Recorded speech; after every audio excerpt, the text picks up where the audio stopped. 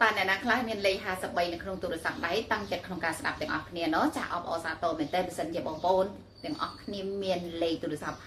53ចាបងប្អូនទាំងអស់គ្នាលេខទូរស័ព្ទយើងយកទាំង6និង7លេខមិនមែនយកតែមកគូទេចាក្បាលមិនសំខាន់អ្វីដែលសំខាន់គឺសំខាន់6និង7លេខណាចាហើយអ្នកគ្រូប្រឹក្សា free ជូនតាមរយៈ chat page ក៏ដូចជា chat Telegram ចាបងប្អូនគ្រាន់តែចា share คลิปវីដេអូអ្នកគ្រូក៏ដូចជា follow page របស់អ្នកគ្រូម្នាក់មួយផងឬក៏ចាជាវនៅ YouTube របស់អ្នកគ្រូម្នាក់មួយអូខេបងប្អូនទាំងអស់គ្នាចាលេខ53ក៏ដូចជា35នេះបងប្អូនជាប្រភេទលេខពិសេសខ្លាំងមែនទែនអបអរសាទរបើសិនជាបងប្អូនមានចាបើយើងជាអ្នករកស៊ីក៏តែលេខ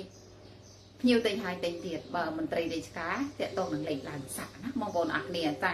បើយើងជាអ្នកធ្វើការតែលេខឡើងតំណែងឬក៏មេយើងជួយ support យើងជ្រុំជ្រែងយើងអត្តន័យច្រើនទៀតនៅក្នុងនឹងបងប្អូនចង់ដឹងលម្អិតអ្នកតំណងមកអ្នកគ្រូដោយផ្ទាល់ចាបងប្អូនលេខទូរស័ព្ទគឺពិតជាសំខាន់មួយផ្នែក